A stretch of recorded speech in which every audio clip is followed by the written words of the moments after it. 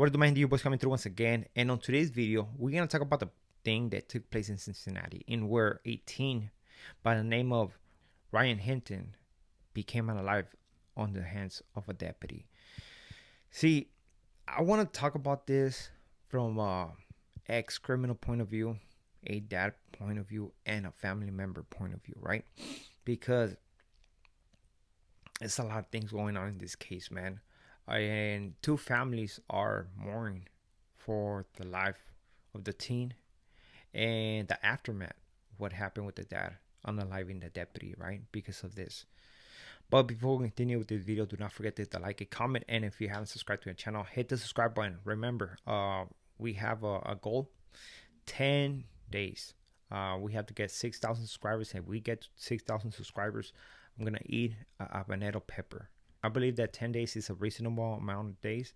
So let's see what happens, right? So one thing I'll tell you, that when I eat this habanero pepper, it's gonna be all bad because we're gonna put it in an open flame, and hopefully I can count for your support. So let's get to this, right? So as many of you guys know, man, there's this situation going viral on the internet too, right? Of the teen being unalive by a deputy, right? Usually when we see cases like this and where the kid is of color and stuff like that, like, there's a lot of media right there.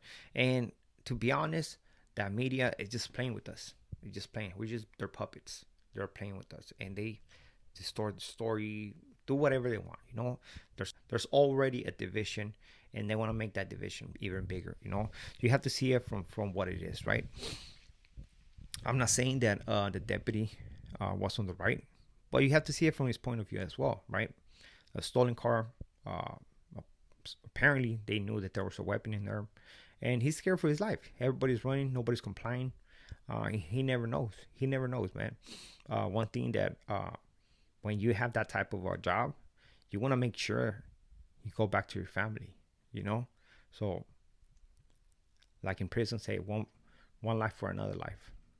But again, I don't believe that what was done was justified, but who am I to say anything, right? But I want to speak on this from the point of view of a criminal, right?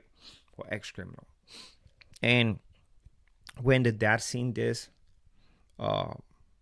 footage, he decided to take the law up on his hands, because he understands that justice, sometimes the state doesn't serve justice, especially with cases like this.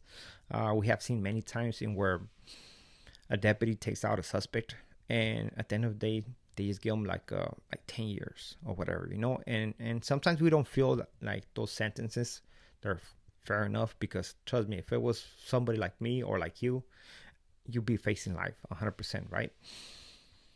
So by this individual, this dad of this youngster, going and unaliving another deputy just to, I don't know, revenge his son, I do understand what got him there. I don't know if I would do the same thing as him, of doing what he did. I'm not saying that's the right thing, but as an ex-criminal, I believe if you gonna do something like that, you want to do with the person who did that to your son, not any innocent individuals, right?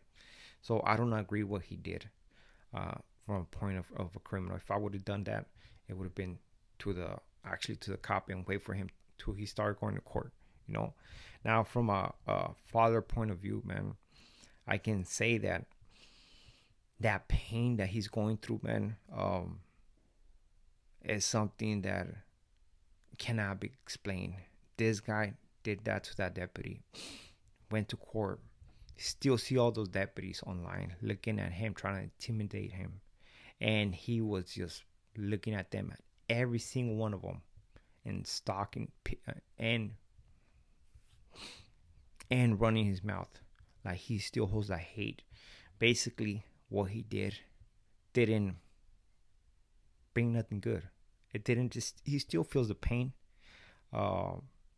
He still remembers. He still has the. He still feels the pain.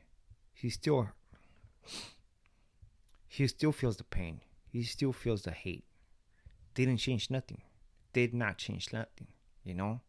And as a family member, man, when you come across situations like that, you have to think what is going to be good for everybody, not for you, because you act upon that and nothing good is going to come out of it. The only thing that's going to happen, you're going to affect your family. Now that family lost the son and the dad. The dad is going to be in prison for life. The son no longer with the family. So they're going through a lot of pain, man. And that's one thing we have to understand, you know.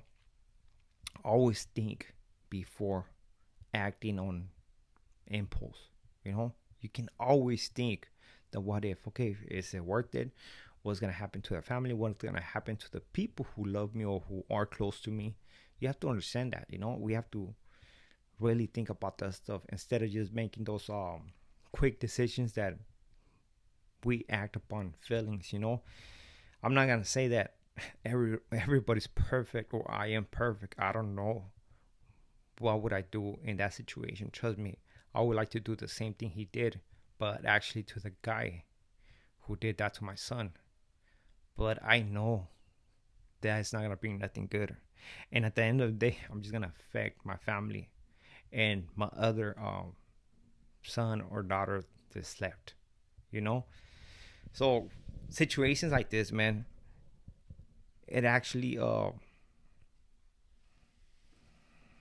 makes you realize how important it is to make the right decision in your life.